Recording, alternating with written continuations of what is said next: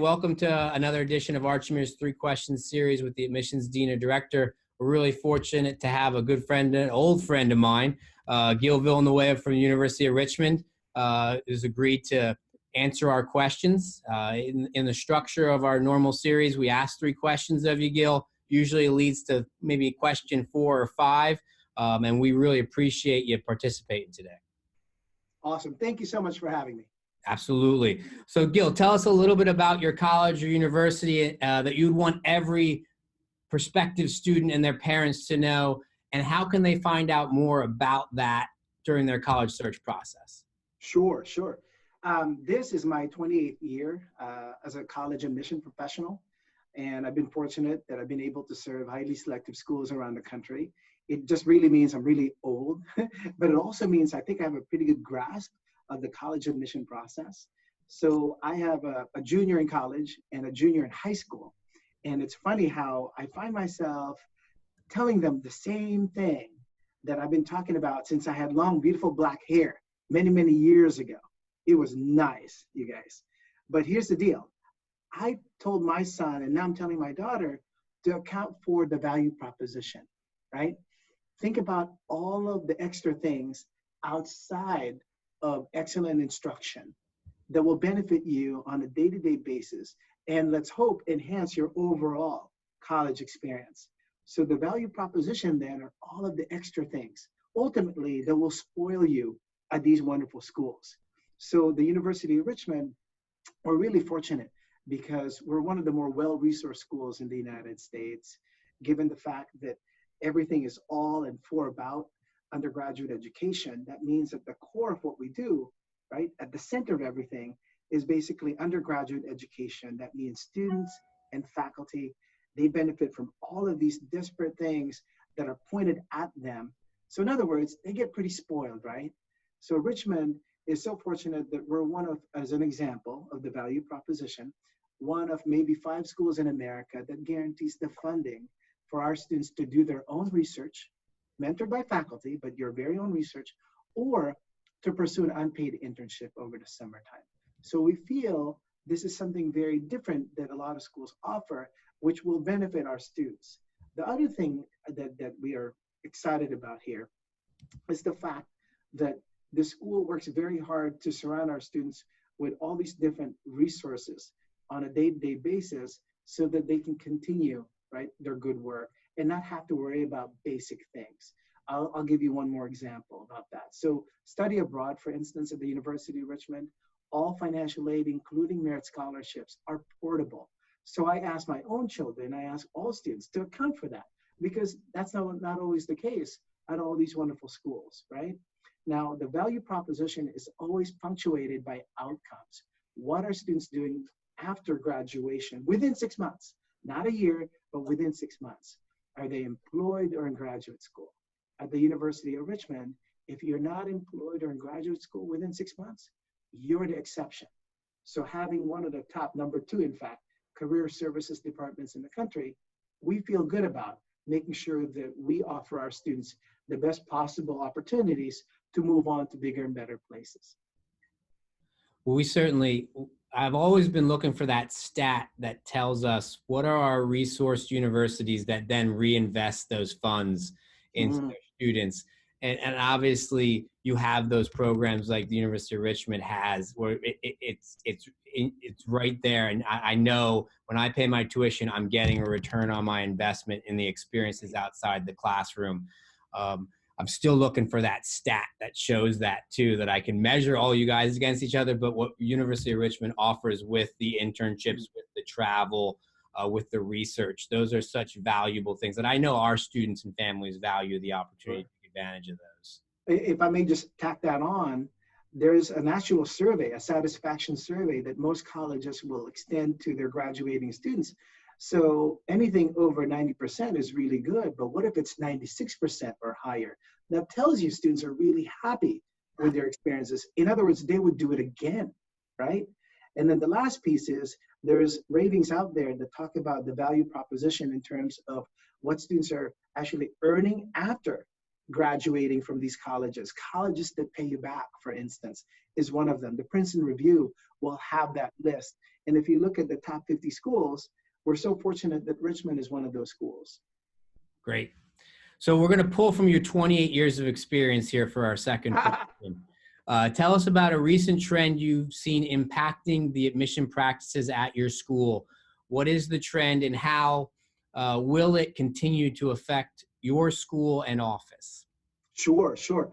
So what pops up in my head is really the fundamental differences between Gen Zs and millennials. I have two Gen Zs at home, and I can tell you they're very different people than millennials. So for instance, when it comes to college, the college search process, right? There's studies about this because we in college admission, this is part of our work. We have to do our research. Well, millennials, when they were looking at colleges, they're trying to figure out, right, outside of fit and match, they're trying to figure out admissibility. Can I get in, right? Whereas Gen Zs are thinking about, in the top of their list is affordability. Cost is actually the primary, right, consideration for so many young people today in the United States. Well, we know one of the big reasons behind that is the fact that they grew up during the Great Recession. They saw family members lose their jobs, right? They saw mom and dad, for instance, struggle financially. So they do not, right, want to just not account for financial aid or merit scholarships. So at the University of Richmond, we're really fortunate, right? And I mean this earnestly, to be one of 1% of schools in the United States that is still both need blind in admission. In other words, we don't account for a family's ability to pay the cost of attendance, right? That's part of an admission criterion. So we're need blind, and we meet 100% of demonstrated need. So if you need a buck, you'll get $1. And then the last piece is we still offer merit scholarships at the University of Richmond. So with Gen Zs, this is paramount to them. So I'm not surprised then that colleges and universities, when they're talking or trying to send information, either through publications or emails, they're talking about cost and affordability. And Gil, could you take a second to explain what meeting 100% of need means to a family? Sure, sure. So colleges and universities, they actually employ, one of two applications, if not both, for financial aid. There's the CSS profile, right, for a lot of independent or private schools. And then there's the FAFSA form. Both of these forms will ask about family income, assets, and expenditures. And based on, what you complete and supporting documents, colleges are able to understand what the family is able to pay up to the cost of attendance. Now, families, this is very important. Since fall 2013, every school in America must have a net price calculator. So the net price calculator at all these schools will actually give you an estimate based on the information you provide of estimated family cost, EFC, right?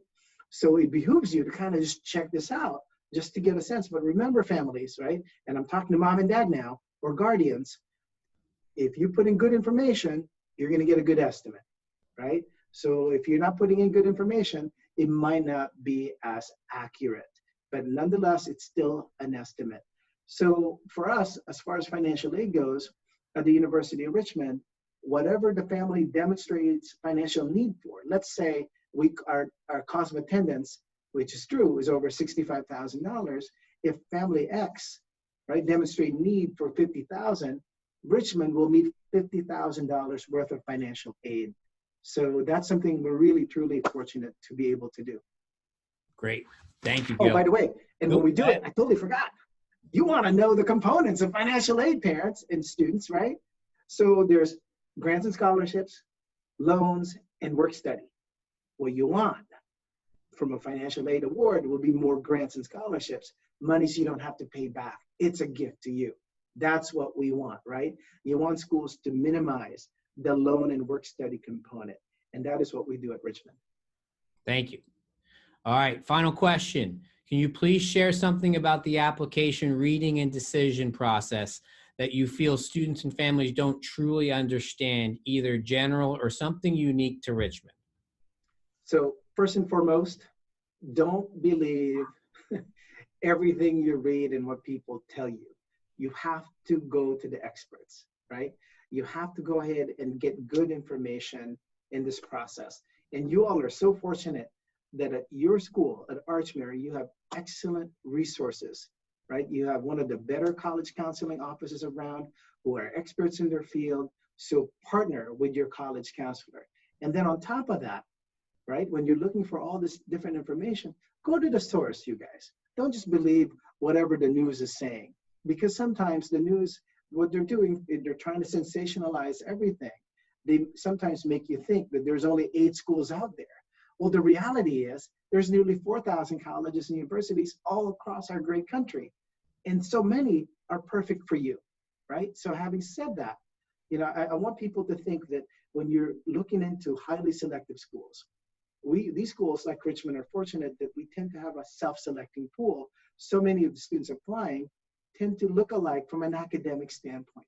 They have taken challenging courses, they have excellent grades, they have wonderful test scores. But at some point, since so many look alike, many of us employ what we call a holistic application review process. So in other words, it's not just about the numbers, all right, students? Now we're going to be looking into other things. We're trying to predict that you're going to add something else to our campus. So that, therefore, we're going to look at your activities in and out of the classroom. Hope it's all legal, right? We're going to look at these recommendations. And then these essays are important to us as well. So it's a very, again, comprehensive review. Now, the other thing that you must know, colleges also have institutional priorities or institutional goals, right? We are all different schools. We're all looking for different things.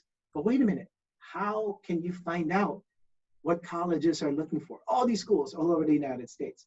I'll give you a little hint. In the search box of the websites of all these great schools, type in strategic plan. Look into the most recent one. And if it's a good strategic plan, it will actually list all the things the school is looking for within the context of that plan, duration-wise, right, including student recruitment. It will tell you what these schools are looking for. Also, in the absence of a strategic plan, guess who you can go to? Your very own college counselor. Because guess what? We connect with them, they connect with us, we're all friends, we talk all of the time. So there you go, holistic application review. So there's an obvious question here then. Ah. We would love to know what's the University of Richmond's institutional priorities and goals, at least in the most recent strategic plan, that might influence admissions practices down the line. Absolutely. So for us, this is my 11th year now at the University of Richmond. And then from a student recruitment standpoint, access and affordability is one of the key pillars that we have for 2 strategic plans now. We want Richmond to be accessible for all students, and we want to be affordable, right? From an access standpoint, we want to make sure that we promote the university to all students all over the United States and abroad, not just what we call traditional markets, right? We want to make sure we're available to all types of students and families. And then from an affordability standpoint, all right, you're going to get me in trouble for this one, but we are so fortunate to have a really robust financial aid budget here, where again, we're able to meet 100% of demonstrated need and be need blind for US citizens and US permanent residents. So we're really fortunate. So we can do that and make decisions and not having to account for financial need when we make these decisions. So that's one aspect of our institutional priorities. The other piece, right, is we're still interested, as most schools are, in making sure that we recruit and enroll and retain the most talented and most diverse students we can find. That is really important to us, right? So when we say talent, we certainly are thinking about academics. We're also thinking about talents outside of academics, like co-curricular, for instance, right? Dancing, music, right? People who have done performed certain things throughout high school. That's going to be important to us. And then as far as what we're looking for in students, when we're talking about access and affordability, going back to that, we're really excited about, well, in the end of the day, right, if you are also super talented, right, and my gosh, you're really competitive in our pool, we have merit scholarships for you. So I think on that end, we're able to sort of bridge the gap a little bit, because some families, for instance, might not qualify for financial aid, but those students could be competitive for merit scholarships. So we're able to do that. Terrific, Gil. I want to thank you. I know our families really appreciate the trip down south to check out Richmond. The campus is pretty much perfect. I mean, I didn't brag about it. I didn't brag about it. It's. I want to try the high ropes course personally. In the summertime, let me know. We will. We'll do. I took my staff to do that. I am not going past the second level ever. Ever. You might try the third level because you're a brave guy.